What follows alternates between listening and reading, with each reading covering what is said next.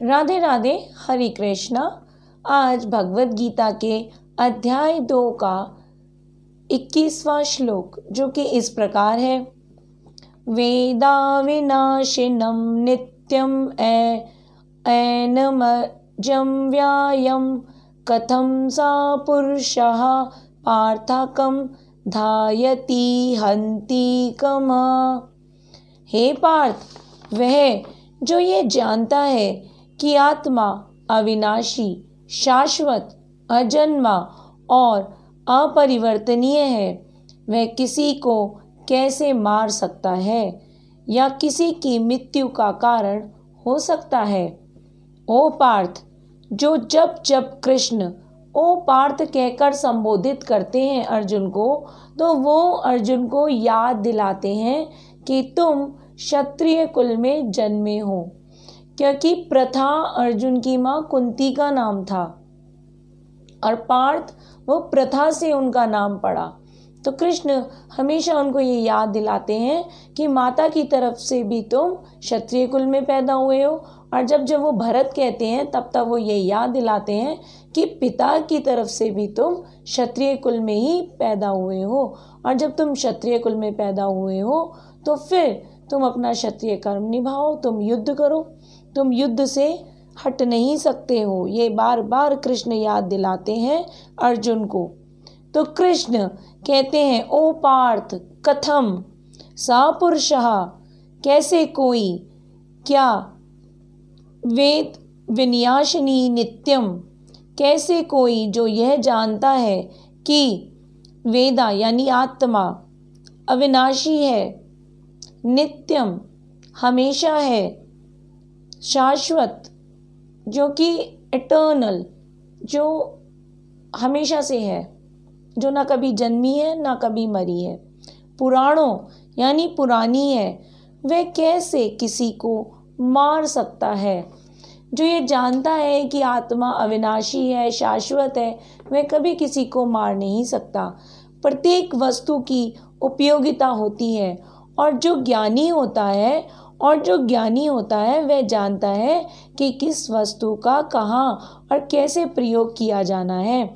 इसी प्रकार हिंसा का भी किस प्रकार प्रयोग होना है, यह ज्ञानी व्यक्ति जानता है। इसलिए वह हिंसा का प्रयोग तभी करता है जब जरूरत होती है, अन्यथा नहीं। यद्यपि हत्या करने वाले व्यक्ति को न्याय संहिता के अनुसार प्राणदंड दिया जाता है। जिस प्रकार न्याय संहिता में कोई भी जज, कोई भी न्यायाधीश यदि कोई अपराधी है तो उसको सजा सुनाते हैं, उसको मृत्यु दंड तक सुनाया जाता है। तो क्या वो न्यायाधीश, वो जज, वो भी अपराधी हो गया, वो भी मर्डरर हो गया, वो भी खूनी हो गया? नहीं, क्योंकि जो न्यायाधीश ने न्याय दिया है, मृत्यु दंड दिया है, वो न्याय के लिए दिया है, और वो न्याय देना बहुत बहुत ज़रूरी हो जाता है। क्यों? क्योंकि यदि कोई अपराधी है, किसी ने किसी को मारा है, तो बदले में कानून उसको मृत्यु दंड देता है। यदि कानून उसको मृत्यु दंड नहीं देगा तो वो अनेकों जन्म तक अपने उस कर्म का भोग भोगता रहेगा। यदि उसको इसी जन्म में मृत्यु दंड दे दिया जाता है तो उसका अपराध वहीं खत्म और क्षमा हो जाता है। उसको आने वाले जन्मों में फिर उस कर्म का भोग नहीं भोगना पड़ता है। इसलिए न्याय में, कानून में यदि किसी ने किसी को मारा है तो उसको मृत्यु दंड देकर उसका अपराध यहीं इसी जन्म में खत्म कर दिया जाता है, समाप्त कर दिया जाता है। मनु संहिता भी इसका समर्थन करती है कि हत्यारे को प्राणदंड देना चाहिए, जिससे उसे अगले जीवन में अपना पाप कर्म भोगना ना पड़े। अतः राजा द्वारा हत्यारे को फांसी का दंड एक प्रकार से लाभप्रद ही होता है। वो कोई नुकसान नहीं हो रहा, उसका भला ही होगा उस मृत्युदंड को प्राप्त करके। इसी प्रकार जब कृष्ण युद्ध करने का आदेश देते हैं तो यह समझना चाहिए कि यह हिंसा परम न्याय के लिए है। जो अर्जुन युद्ध में जिन जिन को मारेगा वो हत्या नहीं होगी, वो न्याय ही है। इस तरह अर्जुन को इस आदेश का पालन यह समझकर करना चाहिए कि कृष्ण के लिए किया गया युद्ध हिंसा नहीं है, क्योंकि मनुष्य या दूसरे शब्दों में आत्मा को मारा ही नहीं जा सकता। अतः न्याय के हेतु तथाकथित हिंसा की अनुमति है।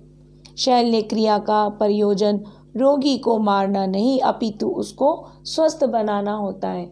जिस प्रकार कोई सर्जन, कोई शल्य चिकित्सा कर्मी कोई चाकू छुरी लेकर यदि खड़ा है, तो आपने उसको देखा कि वो खड़ा है, आप सोचेंगे कि ये तो खून करने जा रहा है, तो मर्डर करने जा रहा है, परंतु वो तो सर्जन है, वो तो सर्जरी करने के लिए उस हथियार को उठा रहा है, भलाई के लिए उसने हथियार उठाया है, ना कि किसी अपराध करने के मंशा से उसने उस हथियार को उठाया है। तो यदि कोई शल्य चिकित्सा कर्मी किसी हथियार को उठाता है रोगी के रोग को खत्म करने के लिए, तो वह अपराध की श्रेणी में नहीं आता है। इसी प्रकार यदि कृष्ण अर्जुन को ये आदेश दे रहे हैं कि उठो अर्जुन और युद्ध करो, और ये क्योंकि अपराधी हैं, अधर्मी हैं, इनको मारना बहुत ज़रूरी है, तो ये अर्जुन के लिए हिंसा नहीं होगी। वो ये अर्जुन को समझाने का प्रयास करते हैं। इसी के साथ राधे राधे, हरे कृष्ण, हरि बोल।